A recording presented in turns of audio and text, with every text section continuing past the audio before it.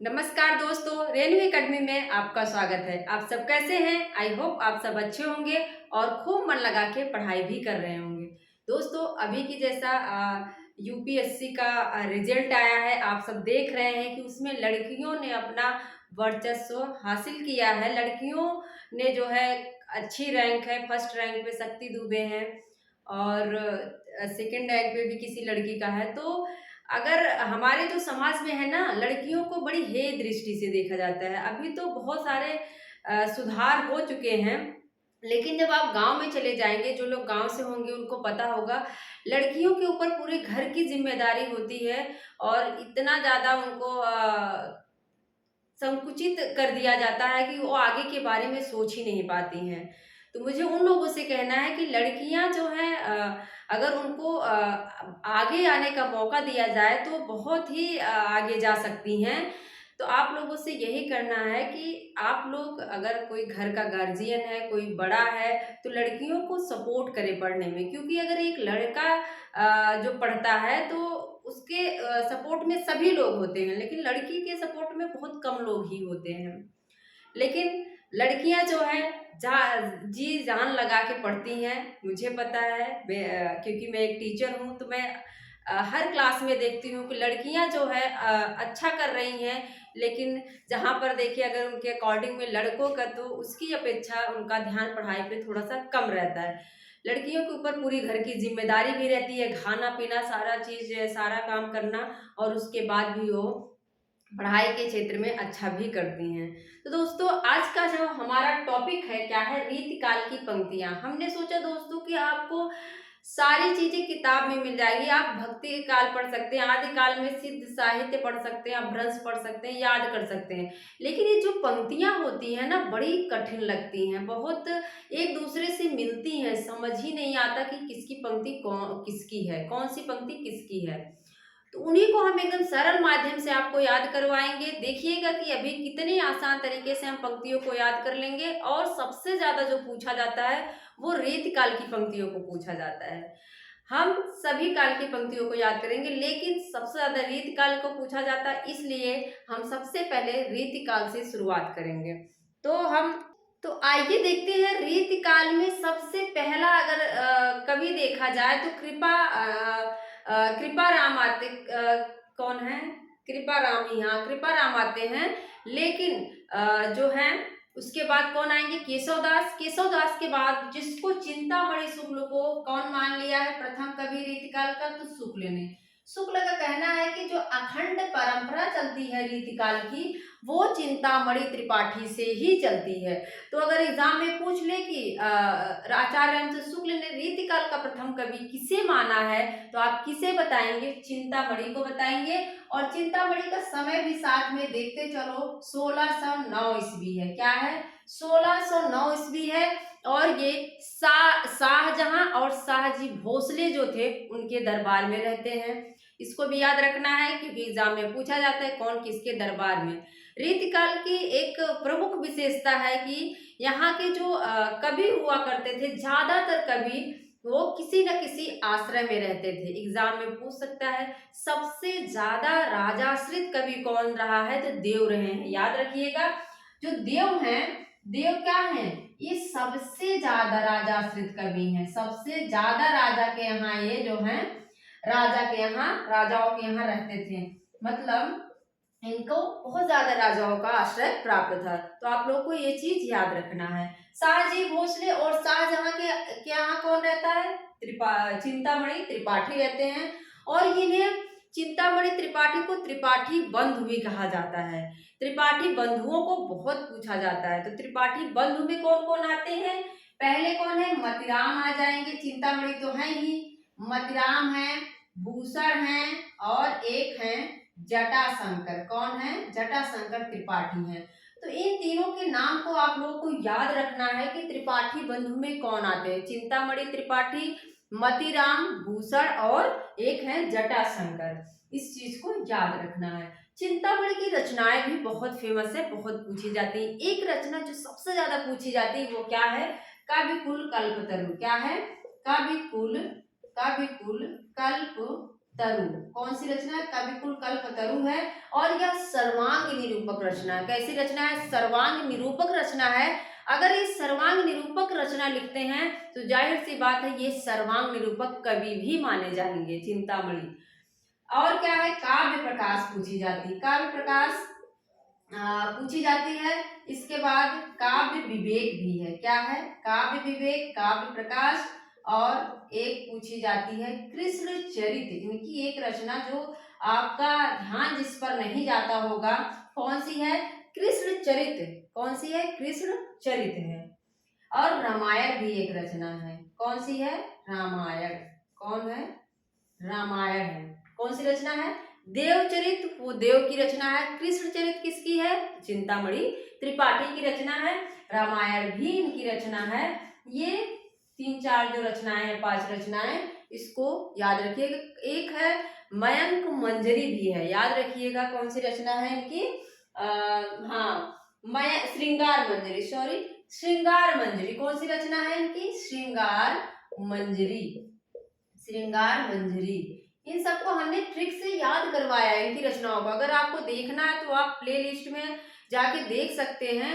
रीतिकाल की प्लेलिस्ट होगी, उसमें इनकी जो रचनाएं हैं उस पर हमने ट्रिक इनके नाम के आधार पे बना दिया है। तो चिंतामणि से ये सारे चीजें पूछी जाती है। इनका समय 1609 ईस्वी में त्रिपाठी बंदी जो हैं, त्रिपाठी बंधु मदराम भूषण जटाशंकर हैं। इनकी रचनाएं जो हैं क्या हैं? कविकुल कल्पतरु है, काल प्रकाश, काल विवेक और कृष्णचरित, रामायण है, श्रृंगार मंजरी भी है। और ये कैसे आचार्य है? ये रसवादी आचार्य है। कैसे हैं ये? रसवादी आचार्य हैं। इसको याद रखना। पूछा जाता है कौन से रसवादी हैं, कौन अलंकारवादी। तो चिंतामणि जो है वो रसवादी आचार्य है।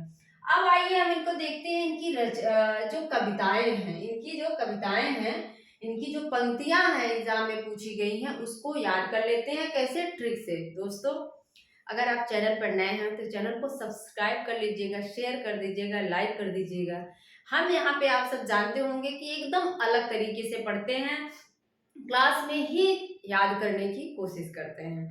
तो आइए देखते हैं क्या है। रीति सुभाषा कवित्व की वर्णत बुध अनुसार। अब देखो, ये आपको लाइनें जरूर रटी रहती हैं, ये है, लेकिन जब एग्जाम में बैठोगे ना, जहां देखोगे कि देव भी हैं, चिंतामणि, केशवदास हैं, तो वहां पे आप घनचक्कर हो जाओगे। तो इसको याद कर लेना है। रीति सुभाषा कवित्व की वर्णत बुद्धि अनुसार। बुद्ध को याद करना है, बुद्धि के अनुसार। बुद्धि के अनुसार कौन सोचता है? जो चिंता करेगा, जो चिंता करेगा वो कैसे सोचेगी? जिसको चिंता होगी वो बुद्धि के अनुसार सोचेगा। कैसे सोचेगा? बुद्धि अनुसार, मतलब बुद्धि के अनुसार सोचेगा ना। जिसको चिंता होगी, जिसको चिंता हो गई, वो क्या करेगा? अपनी बुद्धि को दौड़ाएगा। बुद्धि के अनुसार क्या करेगा? बुद्धि के अनुसार सोचता रहेगा। तो 2-3 पंक्तियों को याद करने का सबसे आसान तरीका यही है। उस पंक्ति का 1-2 शब्द उठा लो और उससे रिलेट कर लो कवि से। तो बुद्धि के अनुसार कब सोचोगे? जब आपको चिंता होगी। ठीक है। इसके बाद है अरविंद के पल्लव इंदु तहां, अरविंदन ते मकरंद झरे। क्या है? अरविंद के पल्लव इंदु तहां, अरविंदन ते मकरंद झरे। अब अरविंद जो है मेरे गांव का ही एक लड़का है।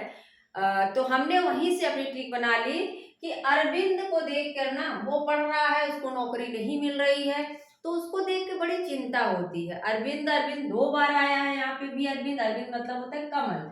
तो अरविंद ते मकरंद झरे, मतलब जब हम अरविंद को देखते हैं, आपके भी गांव में हो सकता है अरविंद नाम का कोई हो, तो आप भी ऐसे बना सकते हैं। हमने तो ऐसे ही बना लिया था। अरविंद को देख के क्या होता है? बड़ी चिंता होती है कि बेचारा पढ़े जा रहा है, लेकिन अभी इसको सिलेक्शन नहीं मिल रहा है। तो आप इस तरह से याद कर लेंगे। इसके बाद है आखिन मुदबे के मीस यानी अचानक पीठ उरोज लगावे। क्या है? आखिन मुदबे की मीस यानी अचानक पीठ उरोज लगावे। अब देखो, आखिन मुदबे की मीस, आंख कब मूंदते हो? जब आपको बहुत चिंता है तो आप ऐसे क्या करते हो? अपनी आंखों को ऐसे बंद कर लेते हो ना। किसी से बात करने का मन नहीं करता, किसी को देखने का मन नहीं करता जब आपको किसी चीज की चिंता होती है। तो वहीं से हमने याद कर लिया था, आंखें न मुदबे के मीस यान। आंख कब आप मूंद लेते हो? जब आपको बड़ी चिंता रहती है, जब आपका मन दुखी रहता, आप चिंतित रहते हो, तब अपनी आंखें बंद करके चिंता में डूबे रहते हो, तो चिंतामणि की हो जाएगी आंखें मुदबे के मीस यान। इसके बाद एक और है, इंपॉर्टेंट पंक्ति है, अवलोकन के पलकै न लगे, पलको अवलोक बिना ललकै। ये वाली लाइन पूछी जाती है। रसवंत कवितल को रस जो अखसन के ऊपर है छलकै। क्या है? फिर से देख लो। रसवंत कवितल को रस जो अखसन के ऊपर ही छलकै। अब देखो, अखसन के ऊपर ही छलके मतलब कि आंखों के ऊपर ही जो है छलक रहा है, झलक रहा है, दिखाई दे रहा है।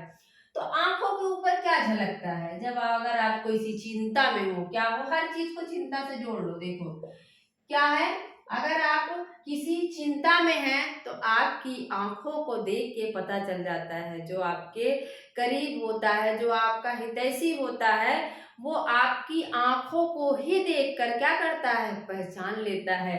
अक्सन मतलब आंखों के ऊपर ही छलके। अक्सन मतलब होता है आंख। तो क्या होता है? आंखों के ऊपर ही छलकता है क्या? चिंता। जब किसी भी चीज की चिंता होती है तो हमें उस प्रकार की खुशी नहीं होती, हमारी आंखें जो है बता देती हैं कि हमें कोई दिक्कत है। अक्सन के ऊपर ही छलके, आंखों के ऊपर ही छलकने लगता है क्या? चिंता दिखाई देने लगती, झलकने लगता है। फिर क्या है? सगुन अलंकारण सहित, सबसे ज्यादा इंपॉर्टेंट है दोस्तों ये। सगुन अलंकारण सहित दोष रहित जो होए, अर्थ शब्द ताको कवित कहत विविध सब कोय। मतलब यहाँ कहने का अर्थ है सगुन अलंकारण सहित। सगुन अलंकार मतलब जिसमें गुण हो, अलंकार हो और दोष रहित हो, वही क्या है? वही शब्द अर्थ कवित्व है। क्या है? वही शब्द अर्थ कविता है, कवित्व है। कहत विबुध सब कोय, और सभी लोग जो बुद्धिमान लोग हैं यही कहते हैं।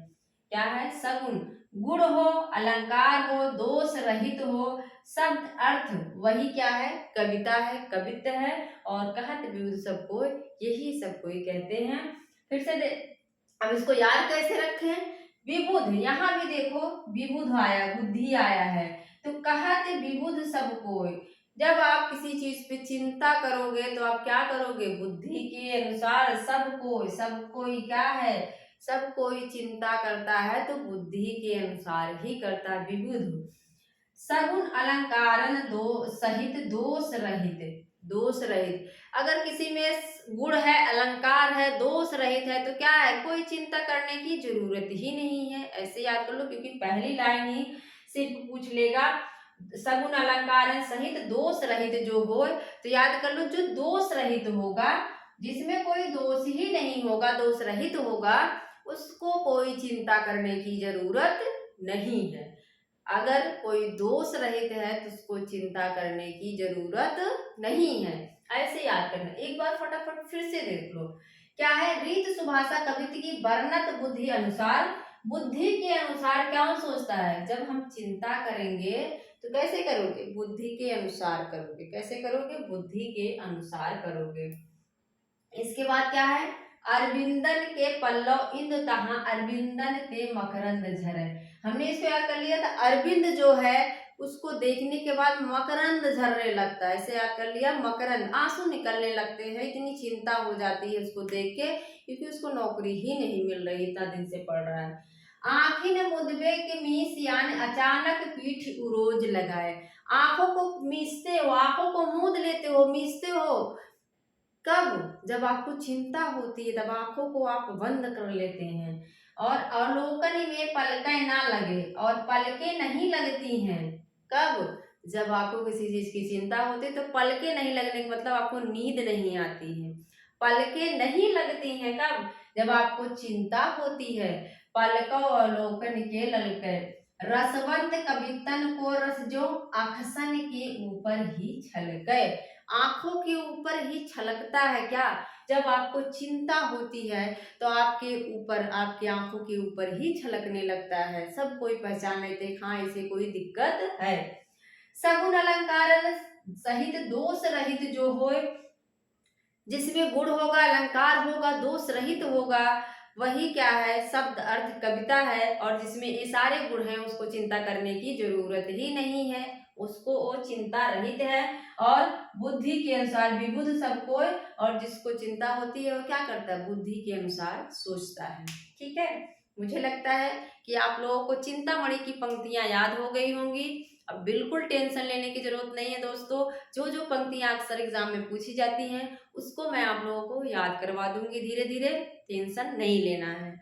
और मुझे लगता है कि आप लोगों को ये वीडियो काफी पसंद आएगा। मेरा पूरा वीडियो देखने के लिए आपका बहुत बहुत धन्यवाद। मिलते हैं अगले वीडियो में। Thank you.